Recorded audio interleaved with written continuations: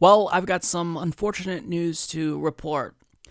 The prospect of peace with North Korea is now in jeopardy because its leader, Kim Jong-un, is threatening to cancel his meeting with President Donald Trump in Singapore. So, what the hell is going on, and why is he changing his mind all of a sudden? Well, as Brett Samuels of The Hill reports, North Korea on Tuesday said a planned summit next month between President Trump and Kim Jong-un is at risk because of joint military exercises between the United States and South Korea.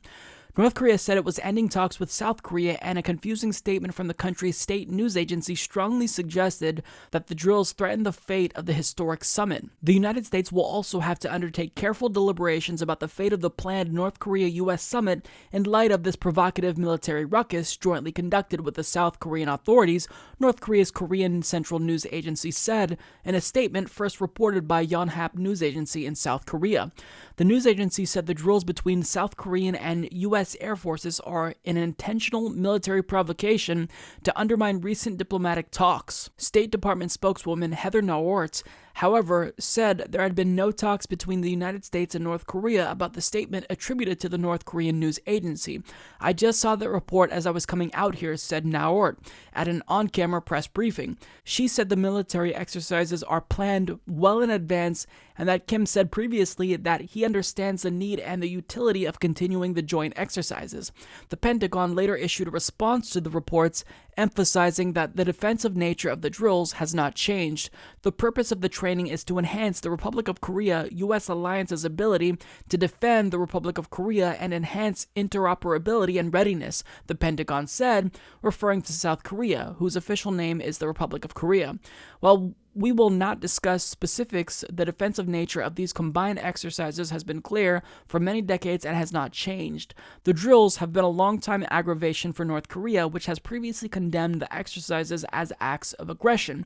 But North Korea had indicated as part of the talks with South Korea and the United States that it would no longer oppose the joint military drills. So this is a really complex situation. There's a lot going on. So on one hand, Kim Jong-un initially said that he knows about these drills that were scheduled and he wouldn't oppose them, but now he's changing his tune and he is saying that he's not okay with them. So he is suddenly flipping the script. So on his part, that doesn't show that he's being a good faith actor. However, on the other hand, is it true when he states that these military exercises are meant to be provocative? Yes, he absolutely is correct about that. It's a show of strength, and really, it's an implicit threat. So if the White House also really wanted to secure peace, knowing how volatile Kim Jong-un is, they should have not conducted these drills. So to show that they are acting in good faith, they could have canceled them. But they state here, well, these were planned long in advance. And cancel them. If you're trying to secure peace, why would you go along with these scheduled military exercises knowing that they would get under Kim Jong-un's skin? Doesn't that seem dumb? Doesn't it seem counterintuitive? Doesn't it seem like you're going against your own goal here? So, there are reasons to be mad at Kim Jong-un and the United States and South Korea here for both really putting the prospect of peace in jeopardy because they're all acting like boneheads.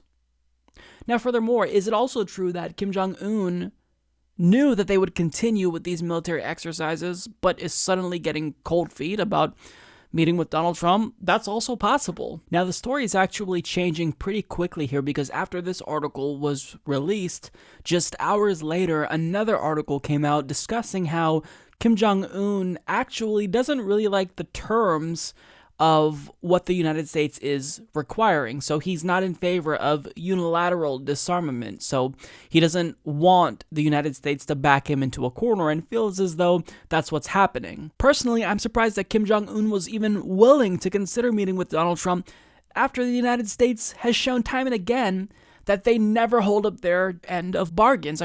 They overthrew Gaddafi after he gave up his weapons of mass destruction, and Donald Trump just chose to go back on an agreement that the U.S. secured with Iran. So our word means shit.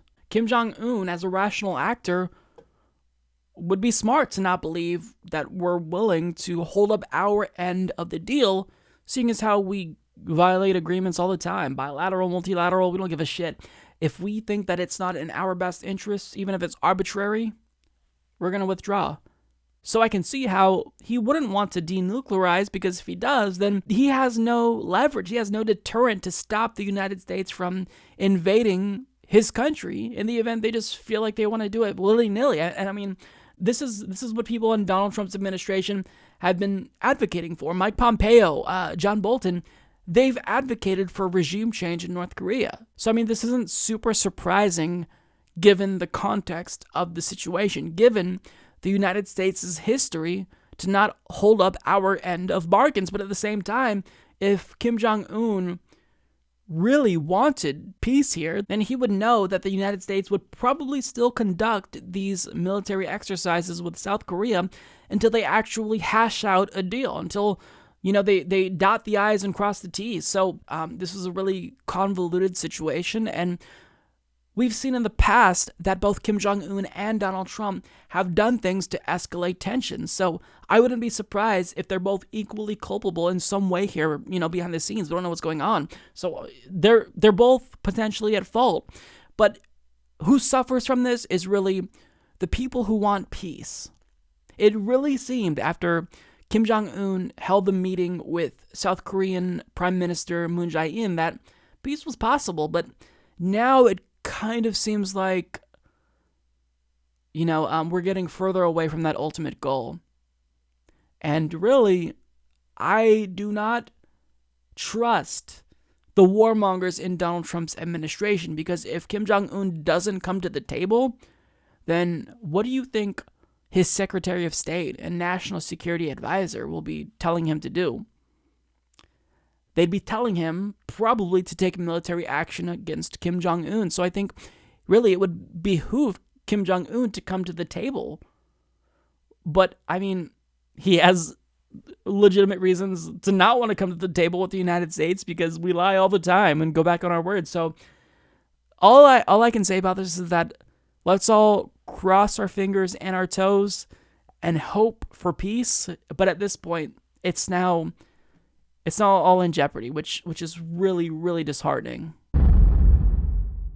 Support this podcast by becoming a patron at patreon.com/Humanist Report.